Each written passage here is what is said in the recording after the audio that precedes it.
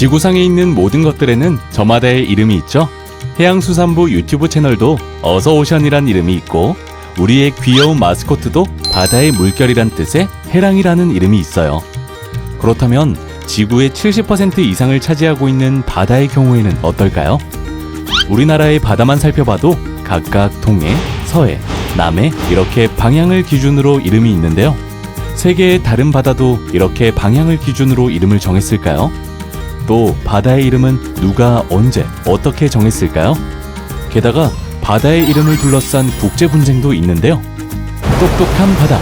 오늘은 바다의 이름이 정해진 과정과 함께 바다 이름의 중요성에 대해 알려드립니다.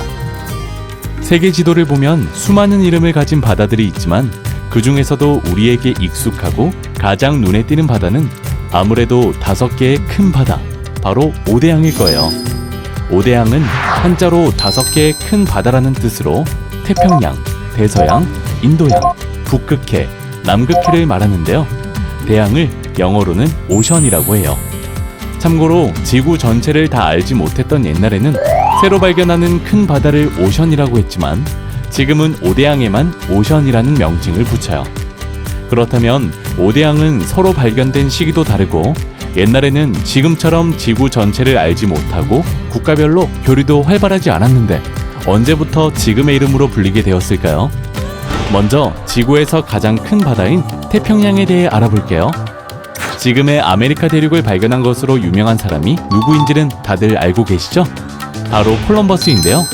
아이러니하게도 콜럼버스는 죽는 그 순간까지 자신이 아시아에 도착했다고 믿었을 뿐 아메리카 대륙의 존재도 태평양의 존재도 알지 못했어요.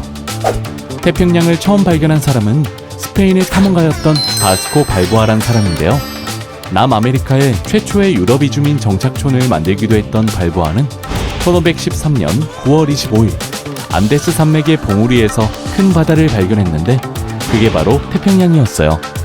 하지만 콜럼버스가 신대륙을 인도라 생각한 것처럼 발보아도 역시 태평양을 작은 바다라 생각하고 스페인어로 남쪽 바다인 마르델수르라는 이름을 붙이고 그곳을 스페인 영토로 선언했어요.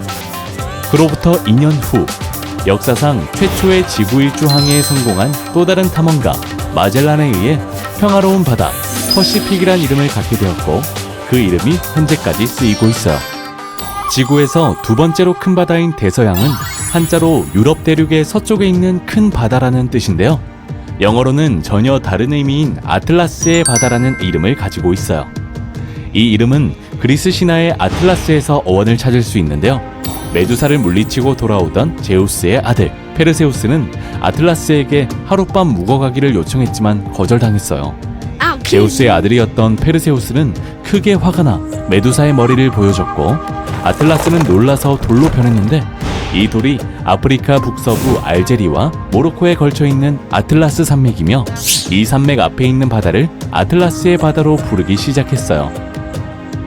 오랜 기간 동서양의 길목이자 교역의 중심인 인도양은 이름에서 예상되듯이 인도의 바다라 부르던 게 지금까지 이어졌는데요. 예전에는 인도양을 유럽에서는 동쪽의 바다로, 중국에서는 서쪽의 바다로 불렀어요.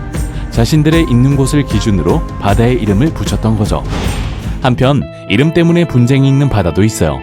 우리의 바다, 동해가 바로 그런 경우죠.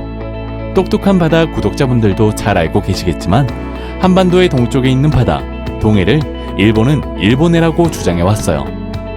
동해라는 명칭은 삼국사기, 삼국유사, 팔도총도, 광개토 대왕능비 등 역사적으로 그 근거가 충분한 반면에 일본이 일본해라고 주장하는 근거는 1929년에 처음 발간된 국제수로기구의 해도 제작 지침서 해양과 바다의 경계가 핵심인데 일본해라는 명칭은 제국주의의 산물이기 때문에 동해를 거부하는 일본의 주장은 여러모로 논리적이지 않고 설득력이 떨어져요.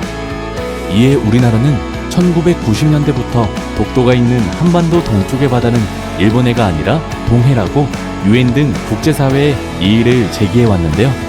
그 결과 세계 지도에서 동해가 단독 표기되거나 일본해와 함께 표기된 비율이 1999년에는 3%에 머물렀지만 2009년 28%, 2019년 40% 등으로 꾸준히 증가하고 있어요. 바다의 이름과 그 이름을 짓는 일은 그 바다의 주인공을 상징적으로 나타낸다고 할 수 있는데요. 그렇기 때문에 우리는 더더욱 동해라는 이름을 지켜야 해요. 그리고 무엇보다 중요한 것은 우리가 우리의 바다를 잘 알고 보호하는 일인데요. 우리가 잘 알고 소중하게 여겨야 국제적으로도 우리의 주장이 더욱 강력하게 영향력을 발휘할 수 있겠죠? 해수부는 언제나 여러분의 질문을 기다립니다. 바다에 대한 궁금증을 댓글로 달아주세요. 해수부가 답합니다. 구독과 추천 꾹